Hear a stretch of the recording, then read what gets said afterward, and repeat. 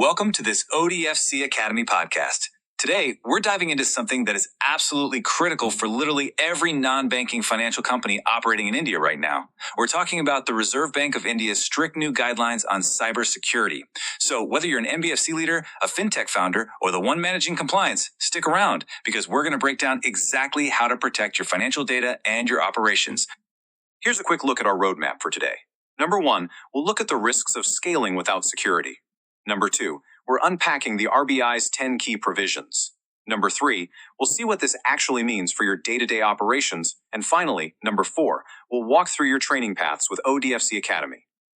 All right, let's jump right into our first section, scale without security. So over the last few years, NBFCs have been expanding their digital operations at lightning speed, right?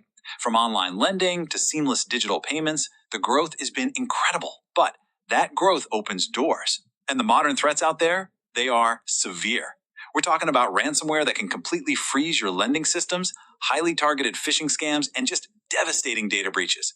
And a single breach can easily cost millions in lost revenue, massive regulatory penalties, and seriously damage your reputation. So the RBI isn't just handing out guidelines here to be difficult, they're fundamentally trying to protect customer trust, which is just absolutely non-negotiable. And that really brings us to the core mantra for today's session. Scale without security is risky. Security must scale with growth. The RBI wants to make sure that as your digital footprint expands, your security perimeter grows at the exact same pace. It's just no longer acceptable to push for rapid growth while leaving the digital back door wide open, Okay, so how do we actually achieve that secure growth? Let's move on to our second section, the RBI's 10 key provisions. Now, the RBI's framework has 10 distinct provisions. That sounds like a lot, but we can actually organize them into 3 highly manageable buckets to build a really comprehensive business strategy. On the left, we've got governance. That covers your policy, your leadership, and your training. In the middle, technology. So your operations and access controls. And on the right, process, which handles things like incident response, vendor risk, and filing with the RBI. Let's zoom in on a few of these crucial pillars. First up, under governance, every single NBFC has to appoint a Chief Information Security Officer, or a CISO. This is a dedicated leader whose sole job is overseeing the entire cybersecurity framework. But here's the absolute game changer. This person has to report directly to the board, or a specialized subcommittee. So cybersecurity, it's no longer just an issue for the IT teams sitting in the basement. It is a mandatory board-level responsibility now. Moving over to technology, we have the Security Operations Center, otherwise known as a SOC.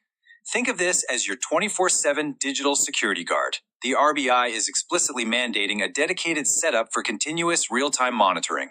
That means you need systems in place that are constantly scanning the horizon to catch threats before they can do any damage whatsoever. There are a few more essential operational mandates from the RBI you need to know about. You've got to implement strict access controls. And yes, that means multi-factor authentication. Your data also has to be thoroughly encrypted, both when it's resting safely in your databases and when it's traveling across your networks. On top of that, your incident response plan has to be totally integrated with your business continuity and disaster recovery plans. That way, when an attack does happen, you're ready to bounce back immediately.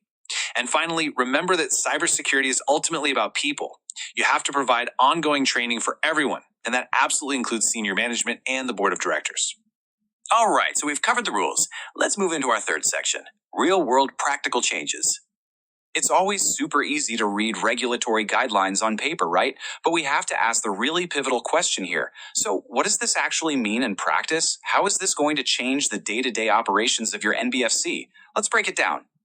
Basically, this compliance creates a total operational shift, both internally and externally. Internally, as we mentioned, cybersecurity is now a standing item on the board's agenda. You're going to see heavy investments in technology, things like SOC tools and vulnerability scanning platforms, and HR is going to have to rigorously document all that recurring staff training.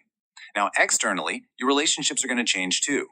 You're going to have strict guardrails for third parties. You have to conduct regular audits of your tech vendors. You have to write very specific data protection clauses into their contracts. And you're going to be held to highly disciplined timelines for reporting any significant cyber incidents directly to the RBI. I know, navigating all of these changes can feel a bit overwhelming. And that brings us to our final section, ODFC Academy training paths. Here at ODFC Academy, our entire goal is to help you master these strict compliance rules without the headache. We offer practical, structured learning paths that are based directly on the RBI Master Directions we've been talking about today.